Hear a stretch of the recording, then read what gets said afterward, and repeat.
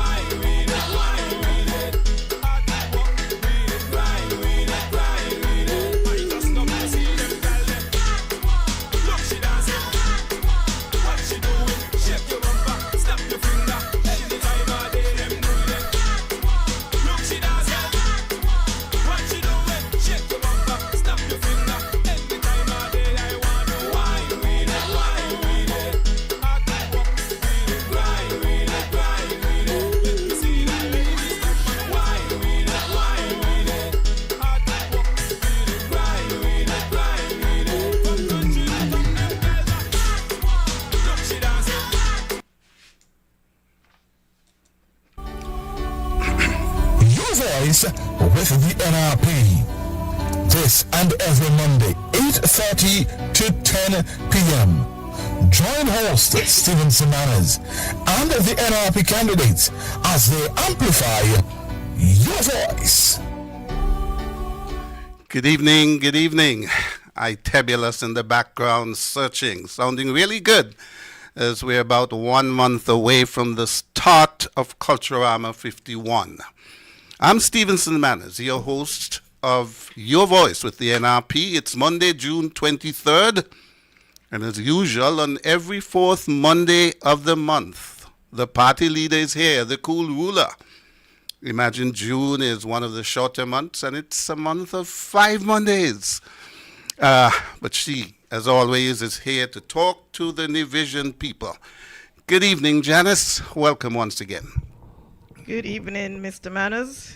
Seems like the fourth Monday takes a long time To come. sometimes. Eager to come in and share information with our people.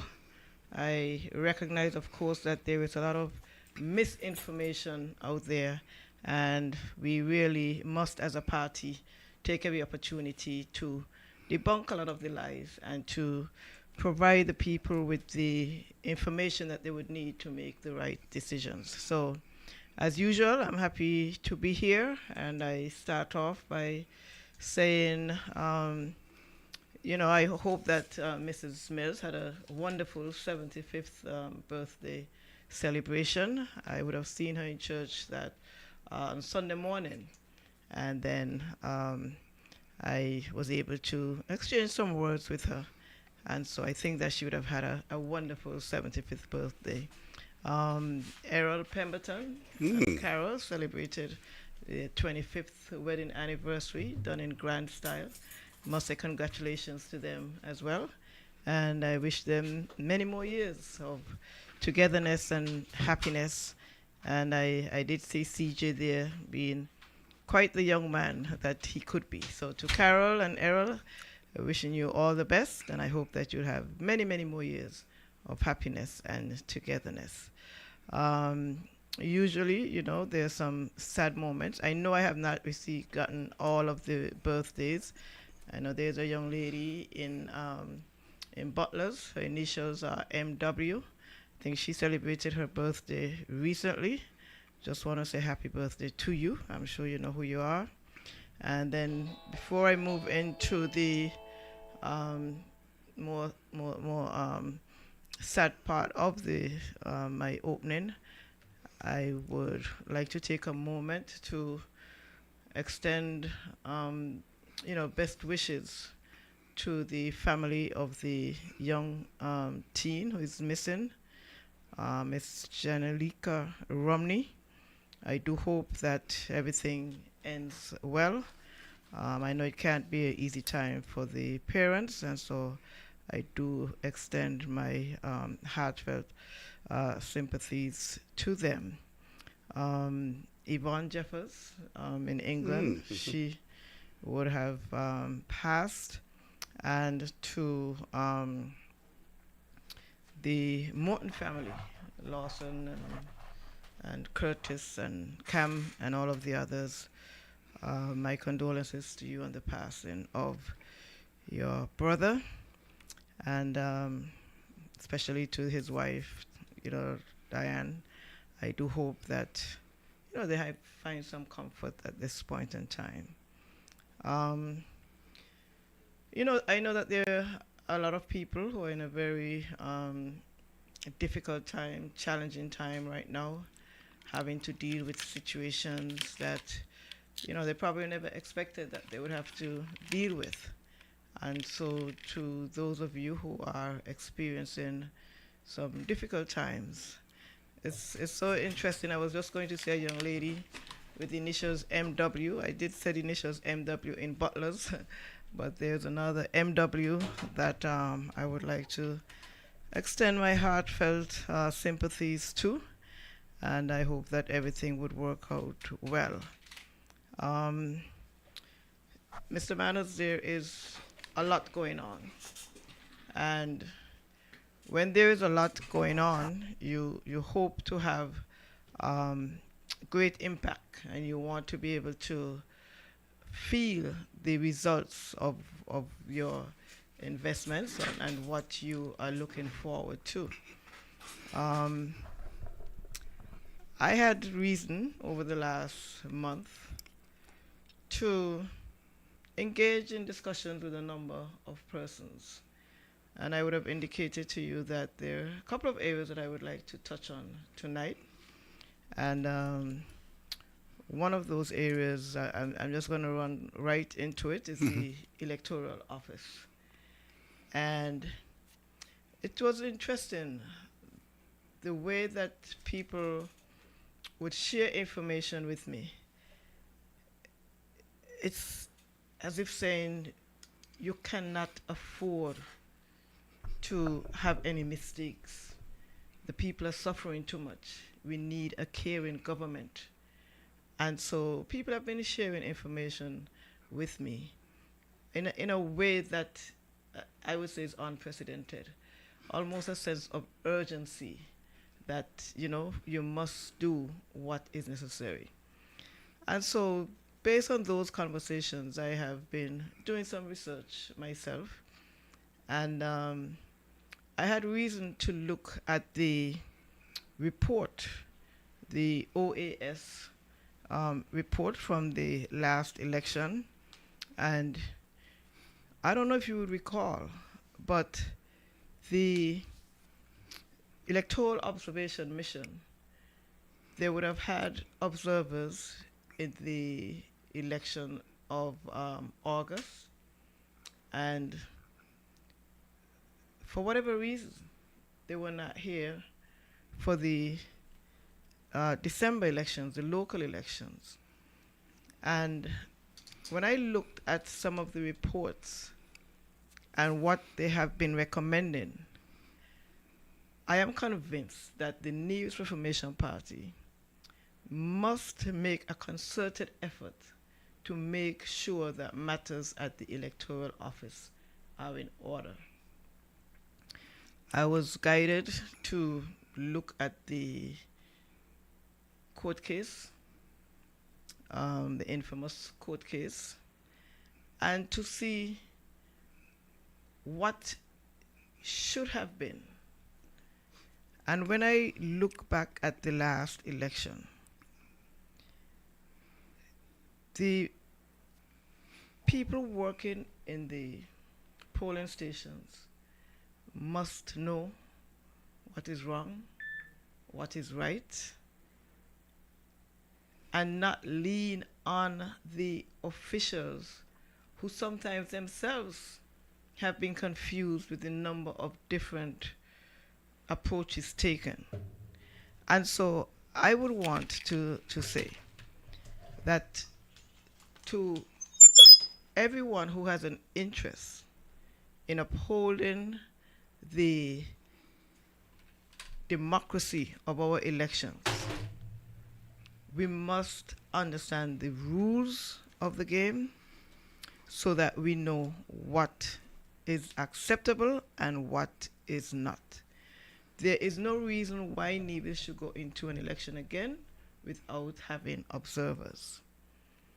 Now, I would have found out that in the August elections, the federal elections, just 2 days before the elections, the chairman of PAM would have filed a complaint with the courts.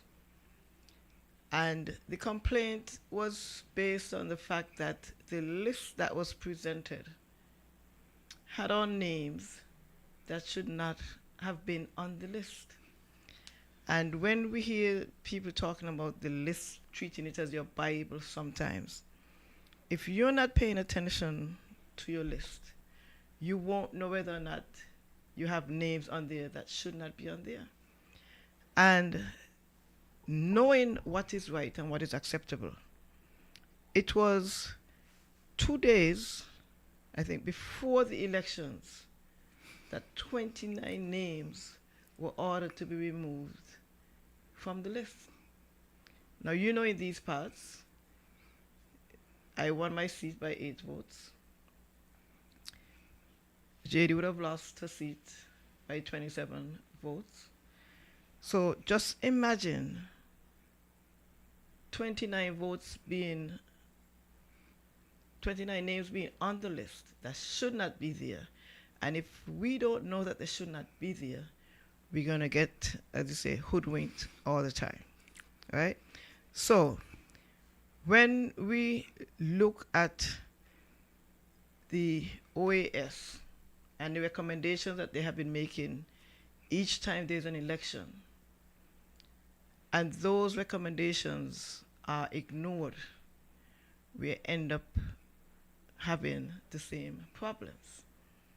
And so one of the recommendations that stood out to me was that since 2010, recommendations were made to amend the Elections Act to allow a preliminary count of ballots to be made by the presiding officer at each polling station, right, in the presence of party agents immediately following the close of the polls. Right? That's since 2010. The recommendation was made, amend the act, because, we have these long waits, and there's the lack of trust about the integrity of the system, that when the ballots are being moved from polling station to where they would be counted, that everything operates as it should. And when we look at the recommendations that have been made, and you could say basically ignored, that is something that we have to take it upon ourselves to look into. Since 2011, again, the commission, the OAS mission, would have recommended that there need to be training of the persons working in the polling station. And Mr. Manners, I would say to you, sometimes it's difficult to get people to work in the stations. But when you have to provide training for your people, you would identify them as early as possible so that they can benefit. Now, the challenge that we would have had the last time, where in some polling stations, the workers were told that if persons did not have an ID, they could swear on the Bible and they're allowed to vote. You go to a different polling station and they say, no, that cannot be done. You go to a different polling station, they say that you can use your overseas ID if you don't have your voter's registration card. You go to a different polling station, that is not acceptable. And so the recommendation to standardize the requirements and the procedures is something that has not been done. And we have to take it upon ourselves, because we're the ones who are being given the short end of the stick. And if we intend to have fair elections, we're going to have to advocate for these changes. We're going to have to advocate for all that is necessary to ensure that we can have free and fair elections. And I'm speaking about this now because I would want everybody, not just NRP supporters, because when you have a situation at a polling station, you'd want everybody to know what is right and what is wrong. And if these recommendations have been made, it is because the mission would have recognized that there is a lack of trust in the electoral system. The voter turnout is getting lower and lower, and we cannot operate effectively when the playing field remains uneven. And as someone said to me, Janice, you guys are going to have to get it right. Do not wait until after the elections to try to point out all of the things that went wrong. We must know at the time of the election so that they can be pointed out and the necessary corrective measures be taken. So I'm just sounding that alarm that we do have work to do, and to all those persons who would be working in the polling station, we have to start getting organized so that we know what is acceptable and what is not. We cannot afford, Mr. Manners, to continue under a CCM-led government that is so disconnected and out of touch with the needs of the people living here in Nevis. In fact, what I'm going to do, and I would want the listeners to be aware, I've spoken to a number of persons and I made a promise to them that I would make my presentation in the first half of the show, and the second half of the show, we encourage them to call in, because the issues that would come across my desk may not be the same issues that they're grappling with out there. And of course, we would want to be able to hear what the concerns are and address them as best we can and include their voices. It's your voice with the NRP, so we would want to hear from, the listeners. Sometimes some may want to call in, sometimes some may not, but just to let them know that they are encouraged to call in and share their thoughts and their opinions. So please remind me when we get to the top of the, well, at the half point. Yeah, okay. And then we can... The half an hour point or halfway point? Halfway point. Okay, sure. Halfway point, yeah. So that's 45 minutes, then, right? Yeah. Okay. So let us not put ourselves in a position where we will be playing what they say Monday morning quarterback, right? Let us position ourselves so that we are aware and familiar with everything that we need to know. Because the reality of the situation is we're in politics, and politics is the voting and the list and all that is under the jurisdiction of the Electoral Commission. And whatever the mandates are to be, we need to make sure that we're on the same page. And never again should we have an election in Nevis where we're not afforded the OAS mission to come in and observe, because a number of the irregularities that were cited in the election petition cases, I'm sure would not have occurred if we had the mission. And these are people who go around and they observe elections in different countries, and they know what to expect and what they're looking for. And so for us to have not been afforded that opportunity in the last election, it is clear that there is some manipulation. Or let me put it this way: it is clear that better can be done to ensure that we have free and fair elections in St. Kitts and Nevis. Free and fair elections is an integral part of the Sustainable Island States agenda. And if recommendations are being made to make amendments to the National Elections Act, etc., why isn't that a priority? There's a lot of talk about good governance and democracy, and but the instrument that you need to have amended to move closer to that benchmark, it is not happening. So I'm making the appeal now that let us look at the report of the OAS mission and look at the recommendations that have been there for a number of years.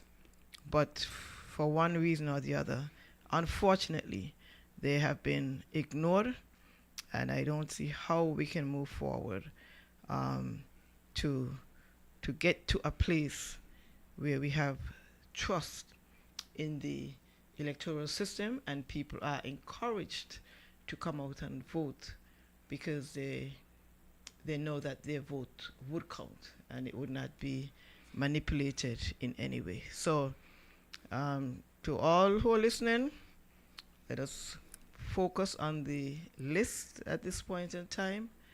Let us familiarize ourselves with the names, the persons who are on the list. And just as in St. Kitts, the People's Action Movement were able to remove 29 names from the list 2 days before elections, we should be able to be proactive in that same way. So I'll pause there. I just wanted to get the mindset of our people thinking that we cannot leave it up to other people to make the game fair for us. We have to advocate and we have to push. And we've been writing letters regarding certain instances and certain situations that we have seen. But I do appreciate, and I'm quite open to receiving information. And so I do appreciate the fact that certain things were brought to my attention. And right now, the focus must be on how best can we position ourselves to win the next election. And a big part of that has to do with the electoral office and how much we understand and know what is expected on election day. I'll pause now. You want to pause now? You said at the halfway point. No. I, on that point. On that particular point. Point of the Electoral Okay. Commission. Well, I didn't know if you had anything to say. I could speak all night for sure. no, I have something to say because I'm very happy that you've been able to bring this front and center. You know that you're referred to as a cool ruler. Some people figure a little too cool. As a matter of fact, a caller some shows back advocated that it's about time that the NRP gets more aggressive. I want you to look at the way the field has been set. A caller to Mark Brantley's show last week mentioned the opposition leader.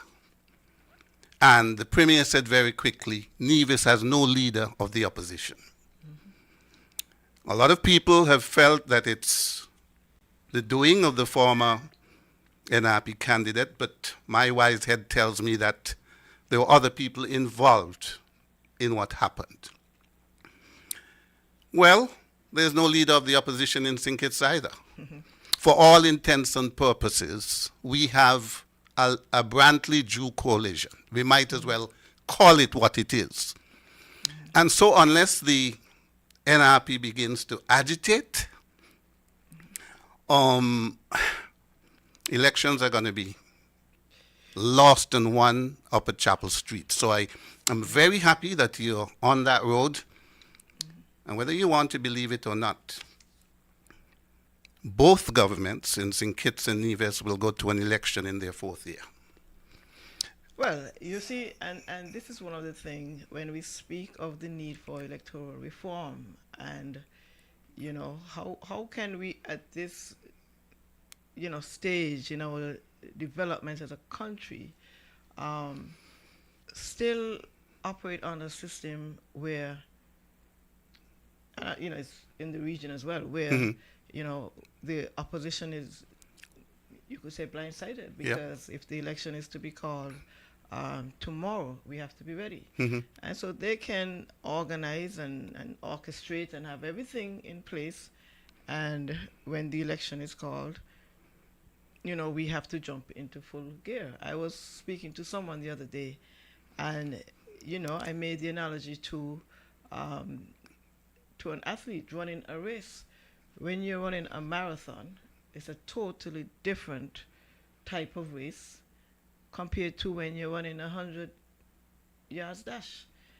And so while some may feel that you must operate as if you're running 100 meters dash, you know, it's not sustainable. And so operating in that space between the marathon or even at 800 meters and the 100 meters dash, it takes some navigation and trying to set yourself properly. And what some would want to see is, you know, a level of aggression. I believe in pursuing certain outcomes, and, you know, I am not one to talk just to talk. Yes, I would talk, I would bring the points across, etc. But looking at where we are, and before we can actually get into government to try to fix, you know, so many of the wrongs that we see there, we must win the election. And CCM, they make no joke about how many elections they have been able to win, but they can't tell you how they have been able to impact the lives of people living here. And that is where I think NRP has been looking at how best we can operate in government to change the economy around. And I think people recognize that NRP, we're full of ideas, and it's not just having ideas, but being able to execute and demonstrate that we understand what is needed in the country. So, it is interesting that you say that there is a coalition, right, between the Prime Minister and the leader of the opposition. And while I understand the language that you're using, Mm-hmm. I would have to say it's a very one-sided coalition, Mm. if I may say that. Mm-hmm. Because here you have Prime Minister Ju pushing the Sustainable Island State agenda, have been able to work with the 17 Sustainable Development Goals. And I know when I first came on the scene and I was talking about the SDGs as a framework to move Nevis's economy forward in a sustainable way, it wasn't the language that was familiar to a number of people. But I have been out there and I've seen and I knew, and I still know that that is the way to go. The 17 SDGs have been condensed into the 7 pillars of the Sustainable Island State Agenda. And when you look at the 7 pillars, right, we speak to energy transition, circular economy, sustainable cities, food security. I don't remember all off the top of my head. But when you look at the 7 pillars and you identify what would be needed to get to a sustainable island state, Nevis is going in the opposite direction. And when I say Nevis is going in the opposite direction, there is nothing that Nevis is doing right now as an administration to align itself with the Sustainable Island State Agenda. The geothermal energy, which is part of one of the 7 pillars, energy transition, that is being led by Dr. Ju. The Premier would have had 20 years to advance geothermal energy. And when he doesn't blame the NRP, he blames the former Prime Minister. He blames the persons, the development companies that wanted to look at geothermal as a Nevis type project only. But the fact of the matter is, the Premier never understood what the Green Climate Fund was all about. He never understood, and he still doesn't understand, what sustainability is all about. And if there was really some collaboration, the Premier right now is focused on trying to get the airport off the ground. And I listened to him speak. And you know what his statement was?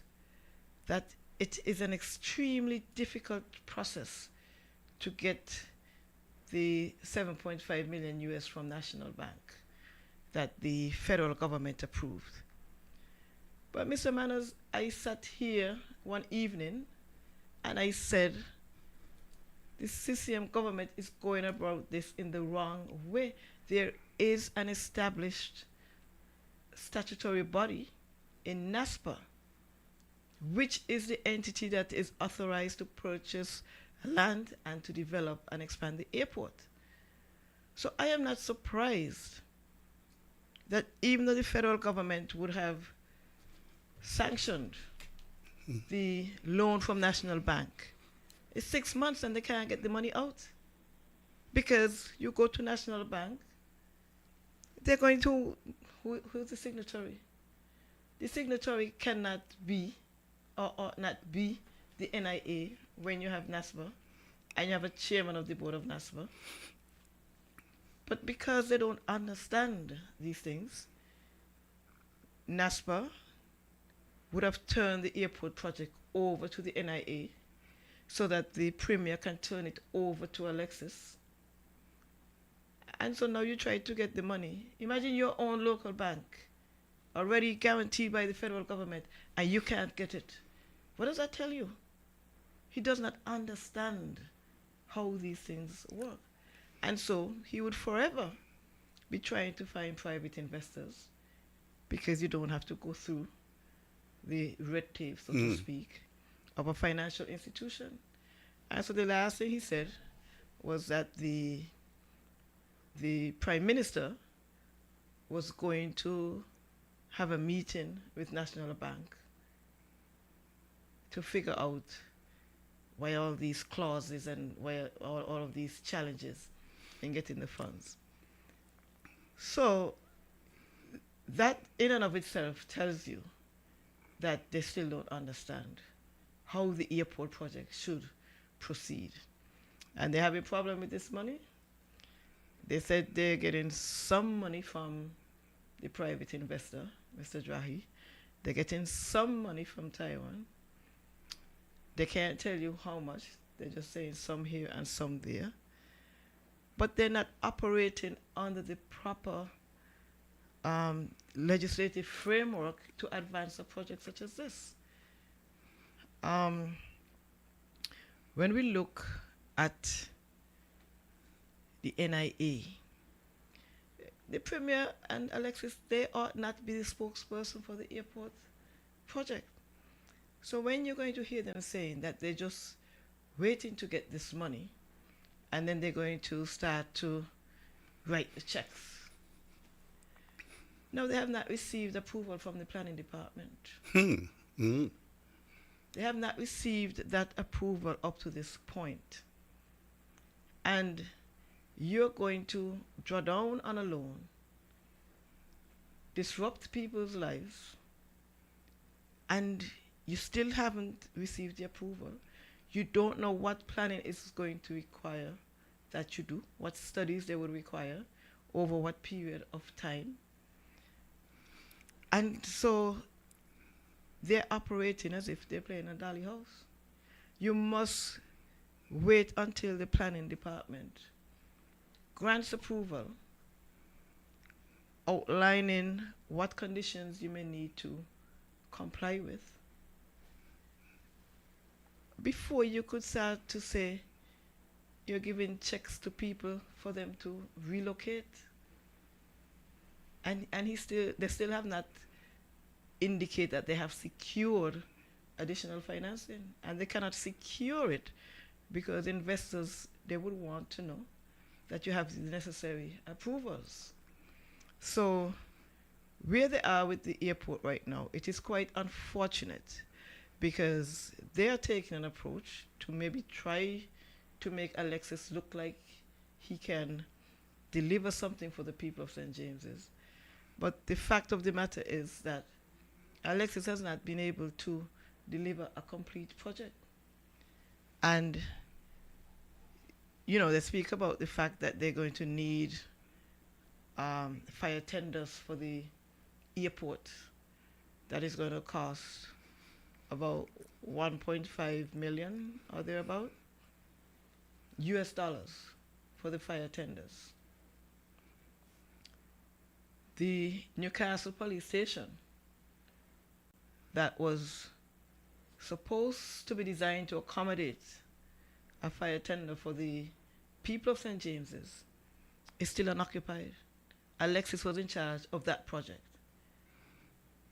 And so we can't get a fire truck in St. James's up to now, even though monies have been allocated and spent for that purpose.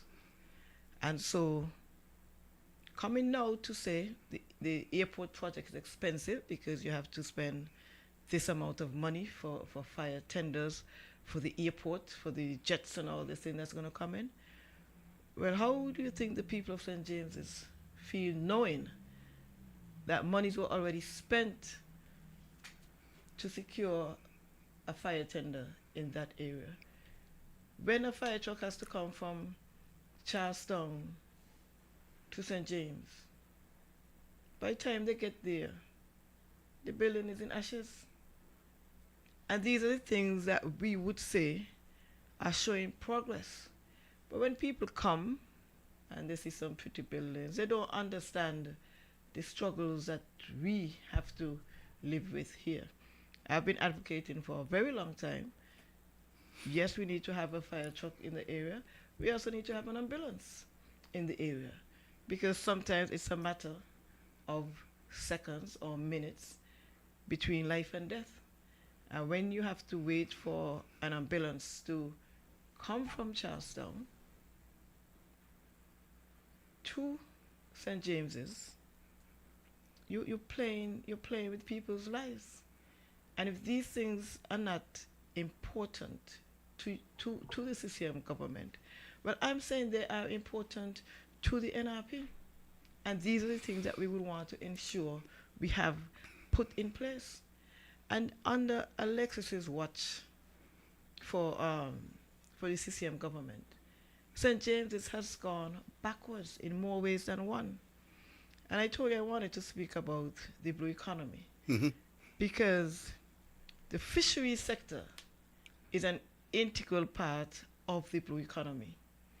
And I have said over and over again, you cannot speak about diversifying and advancing your economy if you're standing on the same three pillars that you have been standing on from since independence.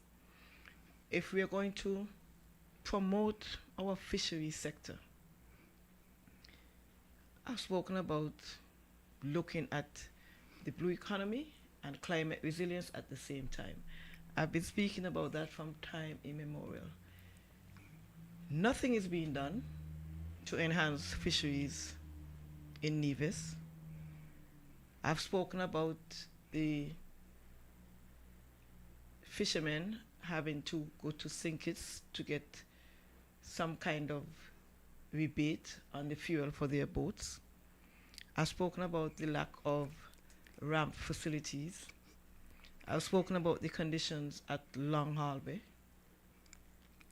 I've spoken about the fact that in Charlestown, the fishers have to compete with the cruise ships when they come in. I've spoken about the struggles of the fishers at Indian Castle, no proper landing facility, the way that the sargassum is affecting them now. And so when we look at developing our blue economy, which blue economy is simply creating job opportunities, maximizing on the economic potential of the marine environment in a sustainable way. Now, we've spoken about what can be done. And yesterday they had a poker run, providing the infrastructure to support those kinds of activities is all part of developing the blue economy. But when you have a government that allowed an entire fisheries complex to go to waste, then you must question, do they really understand?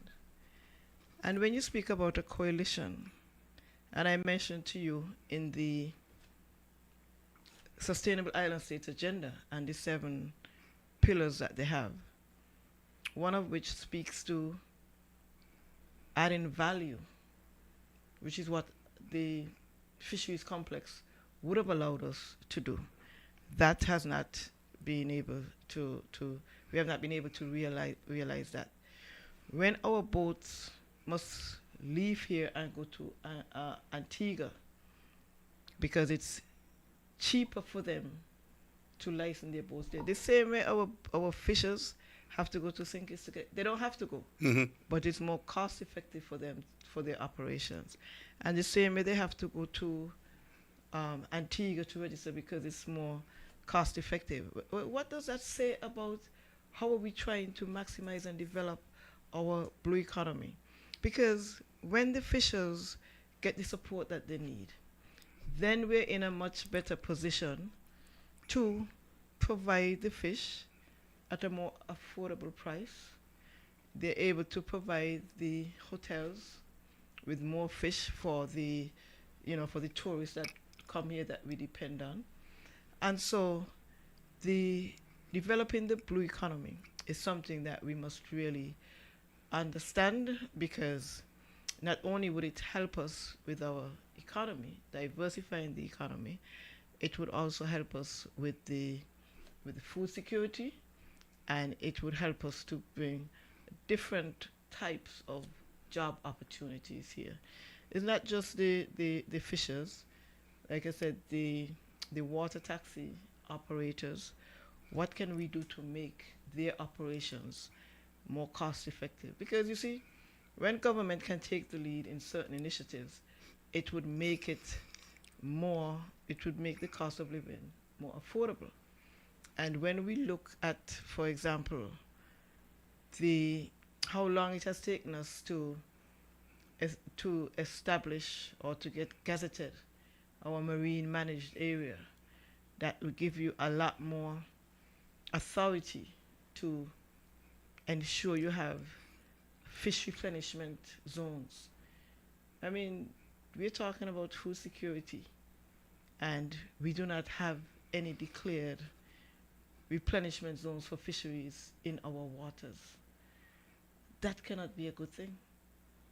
The MMA was declared back in 2016, 9 years out, and you're not seeing the drive to be able to get those, initiatives in place that would demonstrate some level of political will to effectively manage our resources. So I know I said that I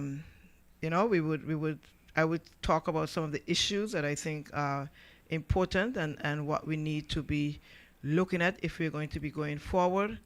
Primarily because I believe that we must be able to align ourselves within a framework so that we can have some focus and some direction.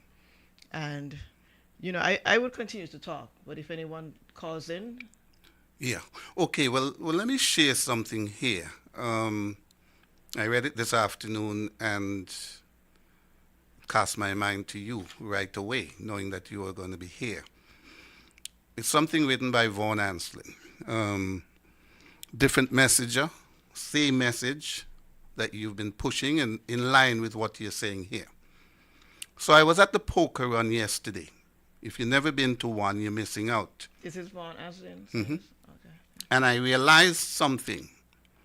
About 70% of the boats were from Nevis. Then I realized most of the ferry boats, all the water taxis and the car ferries are from Nevis. So let me ask this. Why don't we have a more robust focus on our marine community? We are hurricane prone, yet we don't have a single boat ramp. Guys have to get a backhoe that sometimes causes more harm than good, or pull it with a truck, but risk getting stuck in the sand. I have known of cases where people have personally attempted to finance and build one to be used by all, but it was shut down immediately. A marine store, a marina with a yacht harbor are all investments with great returns. Am I missing something? Why don't we? And there are several comments, some even mentioning that his father of blessed memory has been drumming that into the head of the CCM for years, and that nothing has been done. Just to alert our callers, we're at 19 minutes past 9, so we've gone past the half an hour, the halfway point. You're welcome to call, and Janice will keep talking. 469-7953, 669-7312, 766-7312. What Vaughan has written totally aligns with what you have been saying for years. Here we've got a first caller of the evening. Good evening, caller. Welcome to Your Voice. Mr. Manners, good night. Hi, good night. And the cool good night. Good night, sir. They want to be the first caller. And just before we get to the call, we want to tell Mr. Mazi, you may look for, now no time for take holiday, may look for you on Dr. Bartlett. Yeah, we had decided to work on that night. It was what, Whit Monday? Was it Whit Monday? Yes. Yeah, Whit Monday. With Monday. Yeah, but Pat was otherwise engaged, so we couldn't have the program. But she'll be back. Give me so funny birthday song. And then we take my free on free the other month. Yeah, okay. Anyway, Corolla. Yes, sir. Wednesday you will be on other radio station, right? Yes. Right. This time, let the host hold you up like that. Lay up the line because maybe I have to take some licks after. Yes, well, I mean, in all honesty, I thought the lines were open. I never gave any instructions not to open them. I know I did have quite an engaging conversation with the host. Yeah. And so, but other people would see it and make it as they want. But I have no objections at all to receiving calls and responding to them as best I can. Yeah. Right. And anyway, he asked you some tough questions, so you really get on. You just want me just talk. Cause he may pose question for you. You get that? Mm-hmm. Yeah. Okay. Let me talk about the election now. You say earlier tonight that you have to look on the list and get familiarized with the name. Mm-hmm. But what happened to the names them now that over the ocean that you can get familiarized with? What do you would with them there? That's one of the challenges that we have been having, because based on the system right now and the way that the objection process is set up, you would have to serve those persons, right? And they have to be notified of the objection hearing. But we're not able to serve them because they're not on island. And they would arrive the evening before, or maybe a day before. And how do you cannot go through the process at that point in time? So that is something that we have been struggling with. Now, we know that there have been some complaints of some names being on the list that are not supposed to be there illegally, so to speak. And we understood that the federal government was undertaking an exercise to go through the list to find out how many persons were there by way of these fake marriages that they spoke about. It doesn't seem that is being advanced as it was discussed initially. And so based on this focus that we have to take right now, these are things that we are going to have to agitate for, as Mr. Manuel said right now. The matters that comes under the purview of the federal government, we have to, that is the route that we would have to take. But as I mentioned earlier, the Electoral Commission is the one that has the authority to make sure that the list is in order. Now, the status of our Electoral Commission right now, that as well, begs the question, how operational is it? And the same report that I read from, that is one of the things that they cited, that there seems to be a disconnect between the supervisor of elections and the Electoral Commission, because in some instances, it seemed as if the supervisor of elections was being instructed or directed by the government rather than the Electoral Commission. So all of these are things that we're going to have to spell out and make sure that our people understand the right pathway to try to at least get some level of electoral justice here in Nevis. Okay, but how you know and the Electoral Commission, why a relationship? What is the relationship between you and the Electoral Commission? yeah, you got them open to you to when you need them for communicate with them and so forth, or you have to make appointment to meet them or whatever the case Well, may be. it is not easy. It is not easy to get in touch with the Electoral Commission. There are three members. One was appointed by the Okay, Premier. explain them and let me come back. Yes, Yes, okay. okay, thank you. Yes. Okay, So yeah. the Electoral Commission, it is not very easy to engage them. The last time I had a matter, I went to St. Kitts to the electoral office there, and they could not give me an email for the chairman of the commission. I tried a number of different routes to get an email for the electoral commission for the chairman. I was not able to get that. I asked if there was a scheduled time for him to be there that I can, come back and have a conversation. That information was not available. And of course, I am in Nevis, he's in St. Kitts. And so, as far as what the next step would be, because it certainly cannot remain that way, we must be able to engage.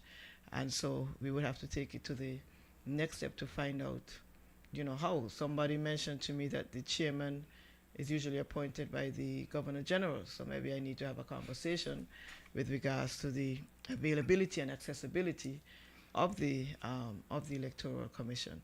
So that is something, as I mentioned tonight, that this is where our focus is going to be, quite deliberately, to ensure that we have all of those matters, under our grasp in terms of what we can do and what we cannot do.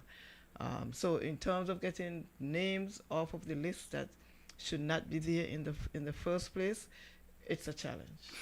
For the benefit of our viewers and our listeners, who are these people? Who comprise the Electoral Commission?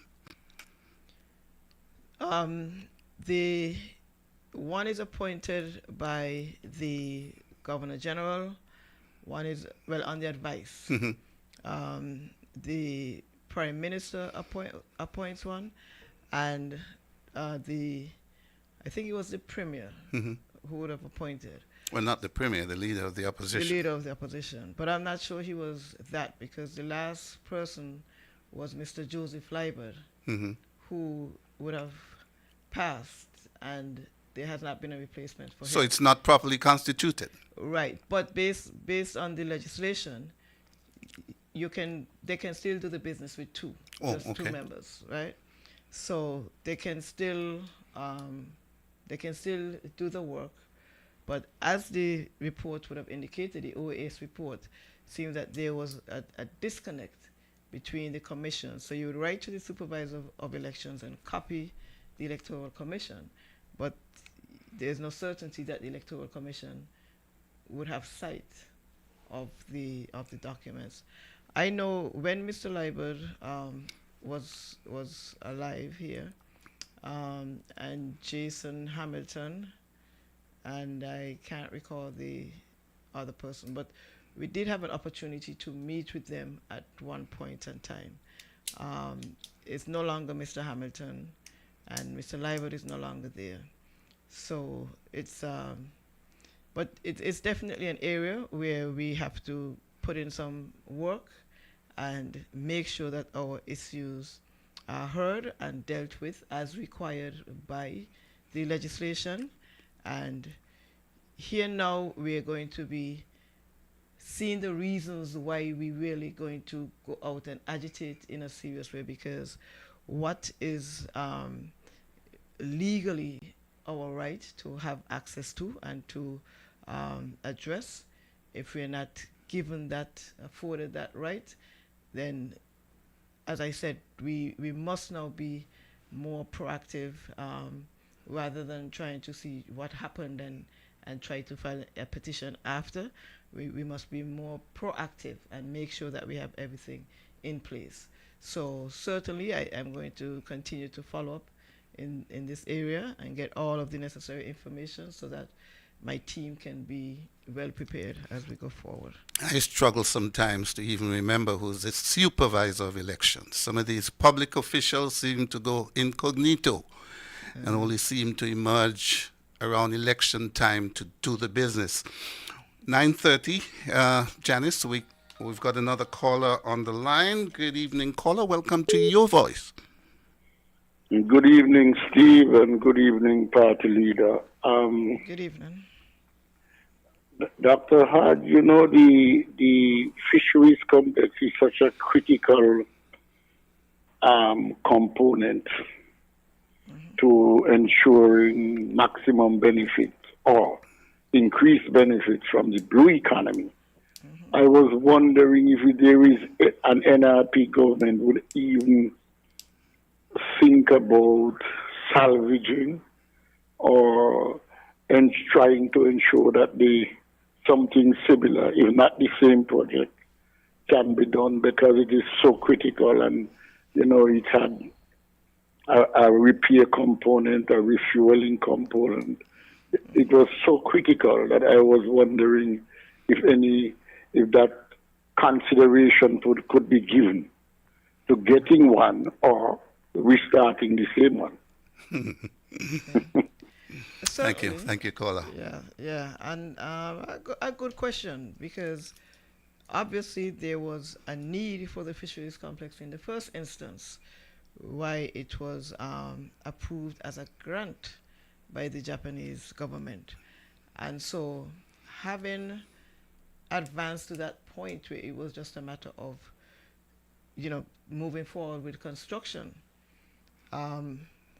certainly one of the things that we push and that I would push when we speak about developing the blue economy, the fisheries complex would allow you to provide value added to the products. And so rather than importing fish burgers and fish fingers and these sorts of things, the fisheries complex can provide for that sort of processing. Value added.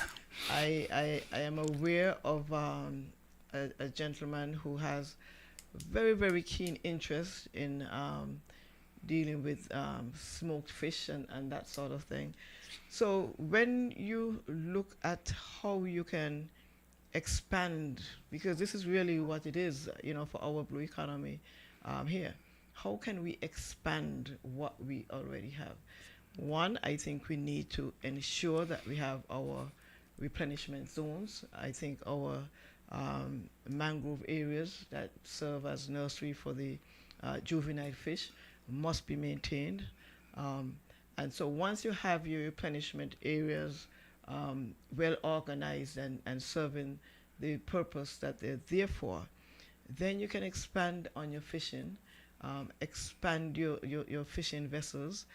I read about a situation where, we're speaking about the boats for fishers and how can you help them, because here we have this war going on.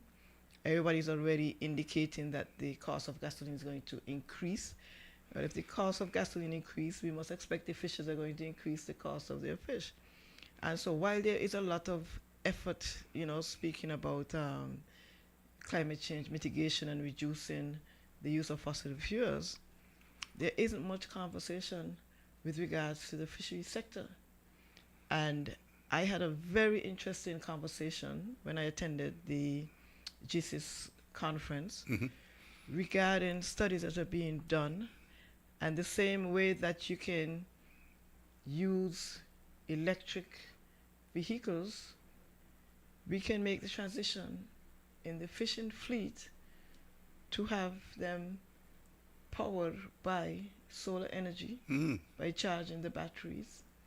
So this is a pilot study that is being done in Bahamas. And this is something that I'm looking at very, very closely, because if it is that the fishers can get their boats powered from solar energy, that immediately can result in a reduced cost of the fish to the customers.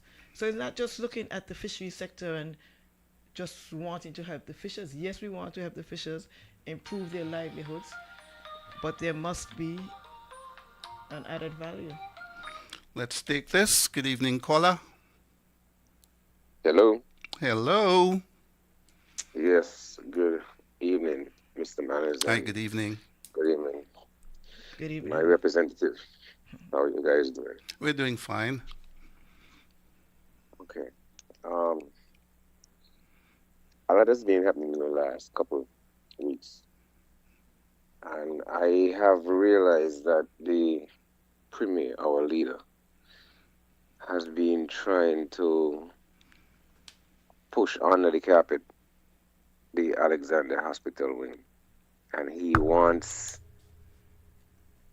for the better of me, he wants everybody to just stop talking about it. No, I think he has more heart than an octopus. An octopus got 3 hearts.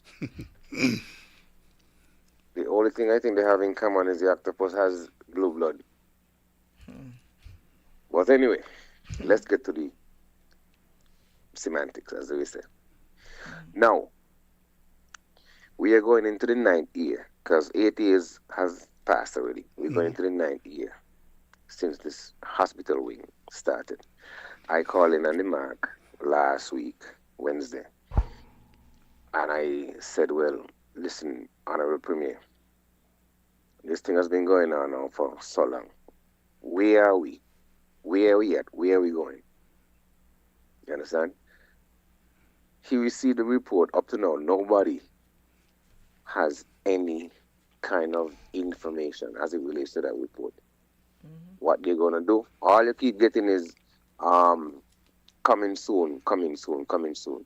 But I want Navy's people to understand the history of this hospital wing. The same man who was sitting in cabinet with the premier, who announced his candidacy in December 2012, was the same man who owns a company who was given the contract. Given because there was no bidding. Given the contract to the blueprints for the hospital wing. That has failed. Failed.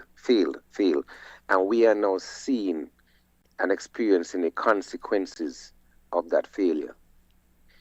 The premier himself said in the House, even on his monthly show,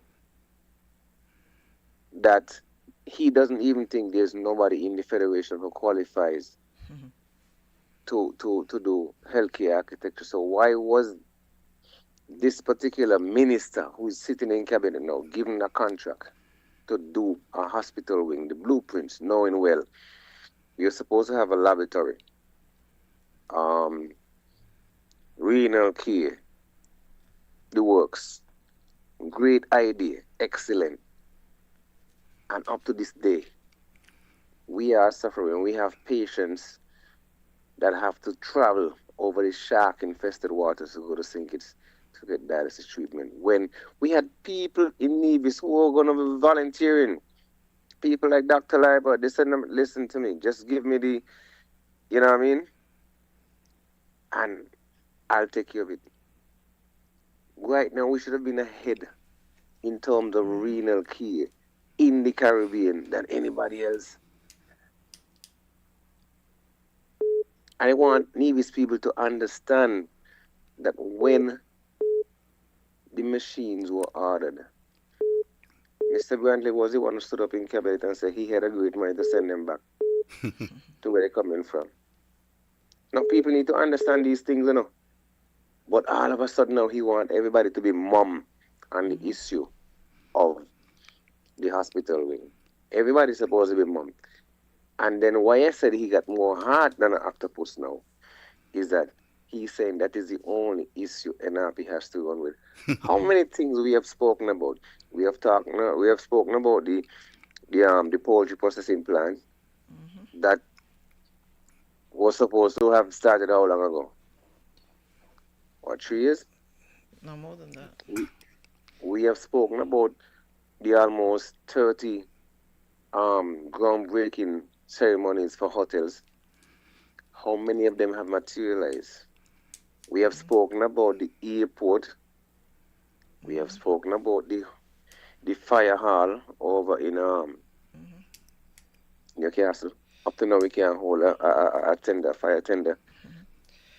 We have spoken about so many things, but I think this is the thing that is hitting him the most. I don't think he's even getting sleep at night thinking about that hospital wing. But I'll let somebody else call him. Well, thank you, caller. I was really taken aback by that interaction last week when the Premier basically said, there's nothing else I can say about the hospital. Definitely at the end of his tether. But I have one suggestion for him. I've said for a long time that he's suffering from media fatigue. Comes on a Wednesday, comes on his press conference, which he has tomorrow, has no answer to anything. Do something different tomorrow. I referred to the hospital project, I'm now referring to it as the Brantley Brand Wing. And as the caller has said, Minister Brand goes on radio programs. One issue he doesn't touch is his involvement in the Alexandria Hospital. Bring him on tomorrow and have him share the podium with you. Let's take this call. Hi, good evening, caller. Welcome to Your Voice. Yes, good night, Mr. Manners and Dr. Hodge. A wonderful night to you as well. Yes, good night. Good night. You know, my greatest concern is the economy. The economy, And one of the things, my analogy of Nevis when I first arrived there, like a nice young virtuous woman, everybody want to lie with her. And somebody's going to spoil her, right? Today we are seeing Nevis being spoiled. Is it the fact that, Doctor, you have to take over geothermal because the NIA is bankrupt? Another thing I want to ask, when you go to school and you fail, they even lead you back in the class to repeat. Is there a recipe in it for failure as politician or leader of the country? And finally, I will listen offline. What is the taxable income? If you have an idea, you can speak up with Dr. Hodge. What's NIA. Repeat that, please. What is the taxable income annually? You got taxable and non-taxable. Taxable income we're speaking of. And if it is, we giving away money to those so-called investors. Thank you. I listen offline. Yeah, thank you very much. Let's take the caller on the landline. Good evening, caller. Welcome to Your Voice. Blessed love, Brother Manners, and blessed love, Sister Janice. Yes, Daniel Hart. welcome. Hi, good night. And greetings to the listeners for your radio, internet, and the social media platform of TV and radio. Can you raise your voice? Raise your voice a bit. You're a bit soft. You hearing me well? Yeah, we're hearing you better. Well, give thanks for the love of the Almighty and the ancestors. I'd just like to raise something I heard a previous caller outline about prayer and the format of the electoral office and the format of the electoral commission. I heard the MP, Dr. Daniel, had made some indication that she got it hard to reach to them to outline their matters that they have pursued for some of the indication, especially when you come on to the Navy's appeal. Now, we'd like to ask, well, this legislation is supposed to have these two offices generally mobilized for the benefit of the people who are representing the massive, what you want to claim as the, call them the constituency areas, and this is supposed to be like that. You got that, Janice? Well, if I got it correctly, the electoral office with a branch in Nevis, they're really there to benefit the masses, so that you can go in and you can check your information. They have a responsibility to keep all of the records, to collect the necessary information that you would need for to make sure that people are correctly registered, to verify that the address is consistent with their ID, and to provide the ID so that persons can vote during the election time. So essentially the electoral offices really should be of service to the masses. So that I find it very difficult to hear what you're outlining and the grounds of these things because I find that these things are supposed to be general to the public all through from the time of the week start going out before even prior for any election campaign presided. Because that is the format is supposed to carry out within from both of the office and from the commission. And if these works in that kind, that means the legislation is a fraud. And I am fair to say so. Yeah. Well, Straight out. Yep, I know you're a straight speaker. You see it? Yep. That's why I talked to you the other day, Sister Janice, and I will say this is general to the public again. The people need to clean up our electoral office and the position of our commission that is appointed by these grounds that is supposed to carry out for the well-being of the nation. And if we ain't properly educated with people, I don't vote, you know. Even though I don't vote, I don't take my time to waste prior to say me not study what's going on in our affairs. Because we have to be real upturned in what we are dealing with. Not because me not vote, me not look to see what's going on in the affairs of things we are dealing with. Okay. And I'm ready to challenge any politician if they're really serious about a change. Yep. Change is not about what you need, it's about the respect we need to see our people go forward with, respecting one another for the well-being of the next generation. Give thanks. Thank you. Give thanks. Yes, I know you have a number of issues to address. We've got 12 minutes too. We're 23 days into the Atlantic hurricane season. There was a dark canopy over Nevis today, coupled with Saharan dust. I know you want to weave into the conversation as well climate resilience. So, in responding to the question, see if that you could bring that into the conversation. Yes. Well, let me respond. What has happened? Why I'm saying that we need to have a fresh start with the electoral office is that from time to time people bypass the law. So the act would say what is required, whether you need a 5-day notice or something like that. But then as you know, situations arise, people make exceptions for certain things, and then those exceptions become the practice. And then, you know, you would find yourself operating along a certain line, thinking that that is what is legally required, only to find out that it was, you know, something put in place to deal with a particular situation. So what we need to do right now is to find out what are the legal parameters of all of the areas that we must deal with, and where we need the intervention of the Electoral Commission, be able to engage them. Because this is no longer a situation where we can sit back and say, oh, the system is against us. I mentioned at the top of the show that the PAM was able to go to the court a couple days before the election and got names removed. If that is what we have to do, that is what we would do as well. But we have to engage ourselves with the list. So as far as reaching to the supervisor of election and the commission.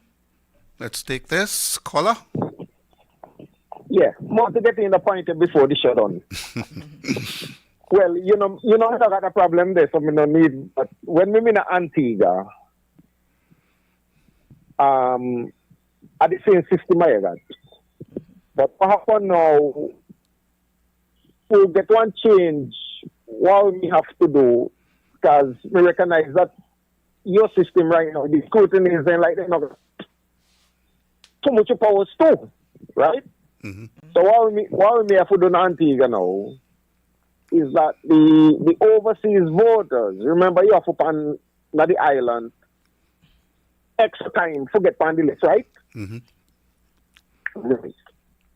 So guess what? To make sure that then you elect get on the list the right way. When then Congo vote, then we have to walk now with them ticket. You hear that? Mm-hmm. Mm-hmm. Then we have to walk with them ticket to prove now to the scrutiny that see me on the island such and such a time and see match with. You get that? Mm-hmm. Yes. Because you can also that somebody do that they foot and they remain overseas. Yeah. Right. So But we don't have a residency requirement here, and that's why people can come in the night before, the day before, and they have their voter's ID and they show up to vote. right. So that's why they have to show the ticket now when they need to get on the list, not them on island. You get that? Mm-hmm. Mm-hmm. Right. So Okay. the scrutiny, right? Exactly. Okay then. All right. Thank Thank you. you very much. Let's take this other caller. Let's see if I can get that done. Yes, caller, you're on.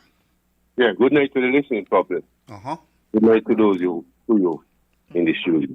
Good night. Now, here I want to ask the people in need. The millions of dollars that spent in the hospital yard that we ain't benefit from.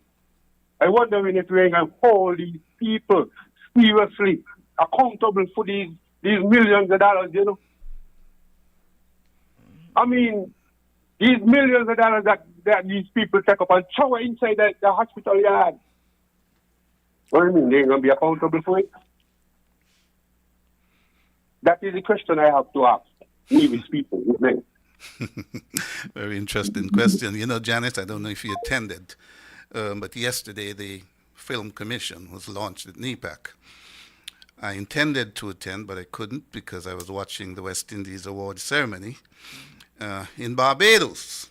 But something crossed my mind, and I know Mr. Brantley will talk about it tomorrow.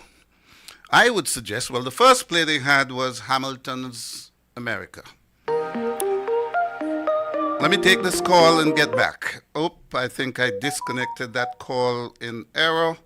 Caller, please call back. I would suggest that the second film they should work on is, we'll get that caller now. Yes, good evening, caller. Hello. Hello, you're on. Okay. Yeah, this one slipped me. And I want Nevis people to sit back and listen carefully. When NRP got into power in 2006, we had, up to the time when they lost the last election, we had 3 parish festivals. We had a City Fest. We had, what's it called, Gingerama or Ginger Fest, I can't remember. Gingerama. And then we had Windfest. Since CCM got into power, every single one of those festivals have died. And we need to ask ourselves why. Why? I just want every single person, every young person, every elder to think about that. Since CCM got into power, every single festival, and right now Culturama is in the ICU. So, we need to think seriously. I'm out. Thank you, caller. As I was saying before the caller, that I think the second film that should be developed should be called A Comedy of Errors, adapted from William Shakespeare's early play. Scene 1, Act 1, COVID. 2, Quantity Surveyor. 3, hospital flow, internal hospital flow. And Act 4, Taiwanese. We've heard so many excuses in this Brantley brand comedy of errors. I think it deserves a second film developed by the Nevis Film Commission. 5 minutes to Janice. It's over to you. So let me just touch quickly. The caller mentioned the the different fests that we had and cultural armor. But at one time we did have a thriving the blues festival. I don't know if you recall that. That Over was at Woolley, yeah. Yes, that was in St. James's constituency as well. And when you look at what's happening in St. Kitts with regards to their policy regarding the creatives, and they have a proper structure in place. And all that Nevis has been able to do is to add the word creative on the estimates with no budget. And so we do understand that right now they're just struggling to pay civil servants, and there are no monies to allocate to programs such as those. The difference with an NRP government is that we understand the importance of the creatives and the blue economy, the green economy, etc. And so the creatives require an entire framework, and you don't have to go too far because St. Kitts already has one.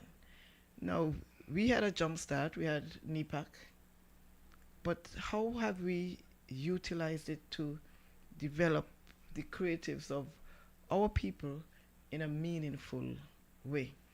And so without having the resources allocated, it's very little that you'll be able to do.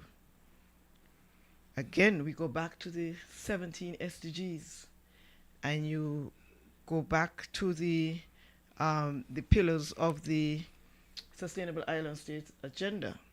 And it is very easy to see how the creative economy would be aligned with the two tiers that you would use as a framework. And once you do that, the same way that everybody's all excited now about funding from the Green Climate Fund and all that, the funding is out there. Not just the GCF. The GCF is the most appropriate for geothermal. It's been there for a long time. We should have had geothermal energy by now. So when we have this new war popping up and everybody's saying, look out, well, the Premier must be responsible for us being in a position to this day that we are now 0% powered by renewable energy. When he came into government, we had 20% renewable energy from the wind farm. Under his watch, the wind farm has gone to naught, and so he has taken Nevis from 20% renewable energy to 0% renewable energy. And now is saying, oh, we have to pay attention to what's going on globally. Nevis, when we speak about Nevis being self-reliant and determining our own destiny, we have all of the natural resources.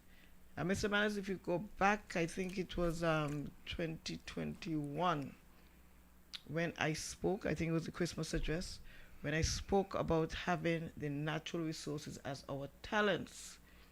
We had 5 talents, and the gentleman has wasted them, and so he does not deserve anymore. Interestingly, he went to St. Bart's, and I just had to smile. Because if you never listened to him speak before, and you listen to him today speaking about the potential for partnership with St. Bart's and what we have, what they don't have, and what they have and we don't have, and how ridiculous it is that to leave from Nevis you must touch down in Anguilla. And he is now planning to meet with the Ministry of Civil Aviation to address those matters. Well, what was he for the last 7 years in Team Unity? Wasn't he the Minister of Civil Aviation? So, as one caller said, if you're in a class and you don't perform, they would repeat you. Well, he has been repeated, and he's still not delivering. And so what do you do at that point? His 13th year in office, quite interestingly, Anguilla has given their last 3 premiers 1 term apiece. St. Lucia has given their last 3 prime ministers, 1 term. Stephen King, 2007 to 2011. Kenny Anthony, 2011 to 2016. Alan Chastanet, 2016 to 2021. With Nevis. We're almost at the top of the hour. I know you can't leave without talking a bit about, very quickly, the creative economy, the climate resilience, because we're in the heart of the hurricane season. Well, climate resilience, I mean, we know what we're trying to achieve with climate resilience. We're trying to minimize the damage and the impact that we suffer as a result of the impacts, which would be the strong seas, etc., etc. Now, when you look at what is happening, for example, in St. Kitts, where they have set aside just over $1 million, I think it is, to deal with their eroding coastlines. Again, if you're operating within a framework and you know what your outcome ought to be, then you would position yourself and you would allocate your resources knowing that you want to make Nevis a climate resilient place. Now, I can recall when I spoke about artificial reefs, some laughed and thought, what is she talking about? When you look around the Caribbean, you're realizing that artificial reefs are becoming more and more popular as a means to help minimize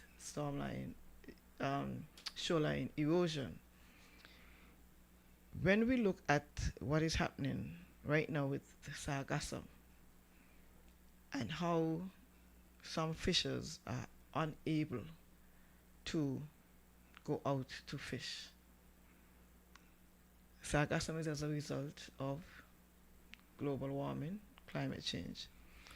How do we position our fishers to be able to continue to work in the midst of all of these challenges? Because you see, we say that, the climate change is a global phenomenon, and we are disproportionately impacted by it. By the same token, we would say that the global wars, it's a phenomenon that we are impacted by because we have to purchase fuel. We have no other means right now.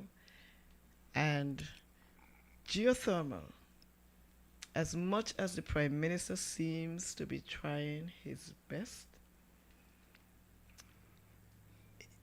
it requires a committed government on this end.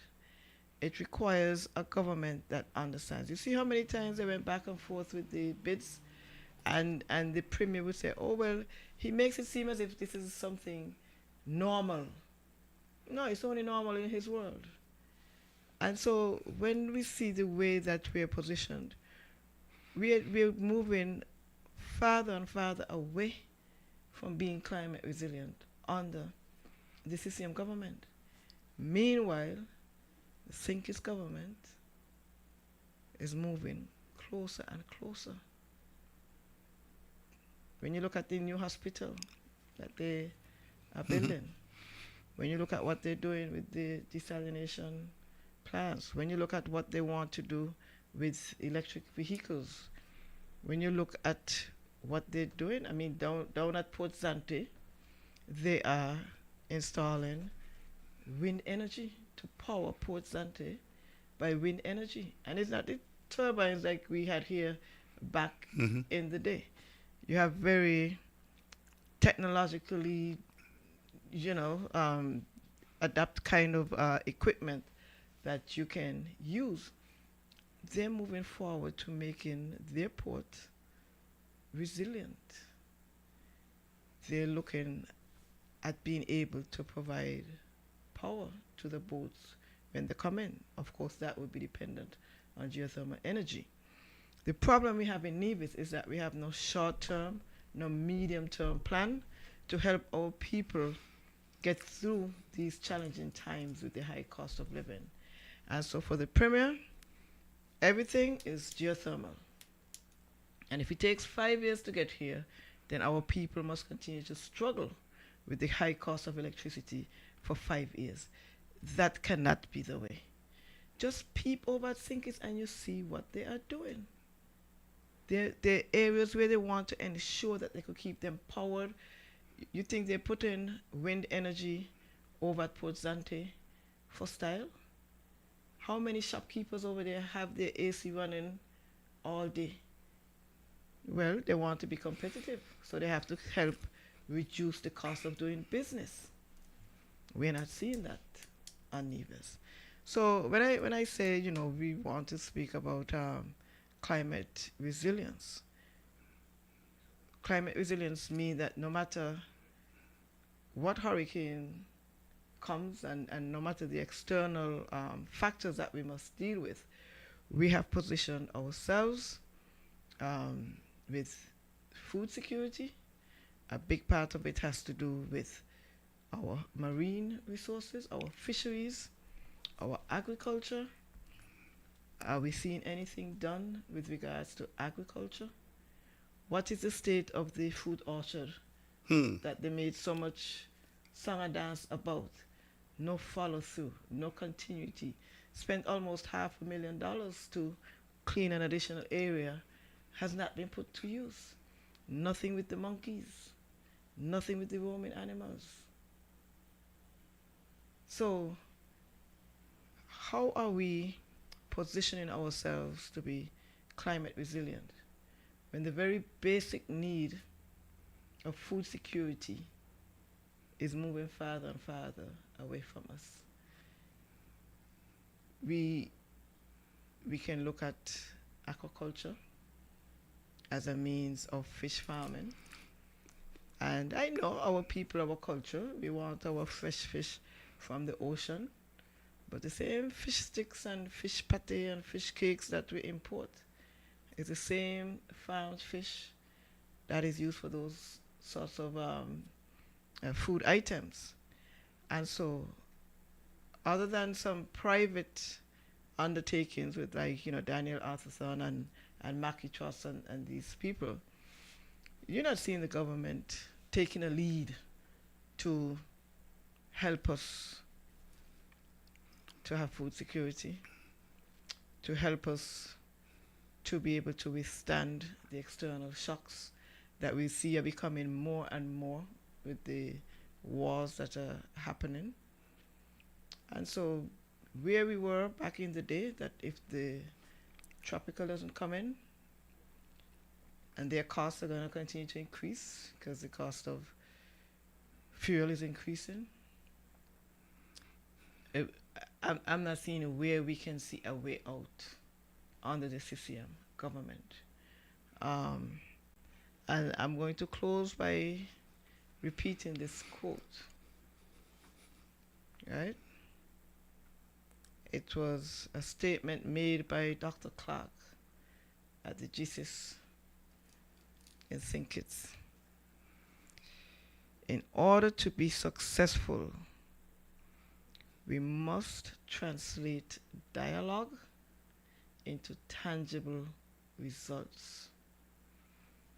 The problem that CCM has, they are unable to translate their talk into results that benefit the people of Nevis.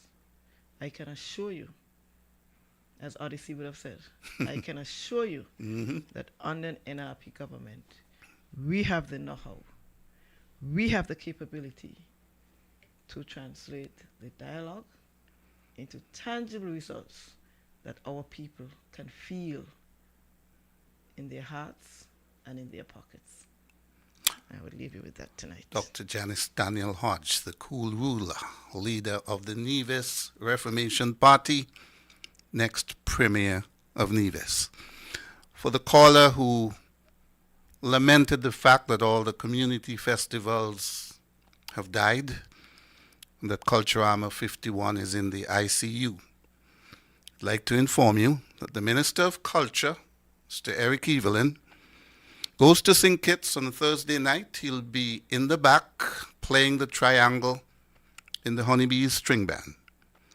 I hope he takes a moment out for dialogue with Samuel Duggins to learn a bit about the creative economy and how to move festivals forward, keep them alive, and add value to the creative energies of Nivisions.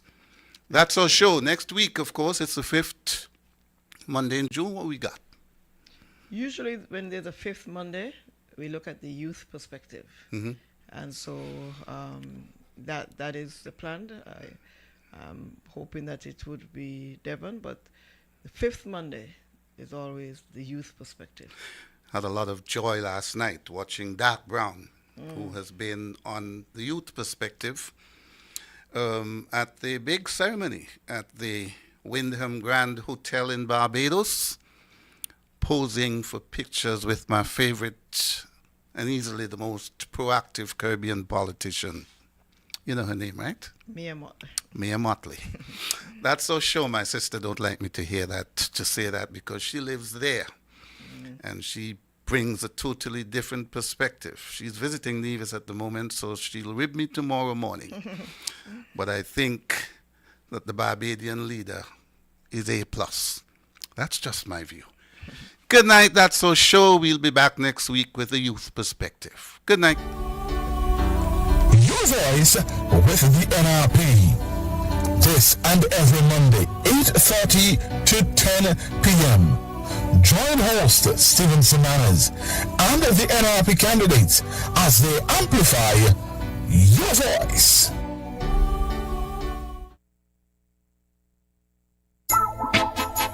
Thank you for listening to 2020 Vision Radio. From Queen City, Nevis.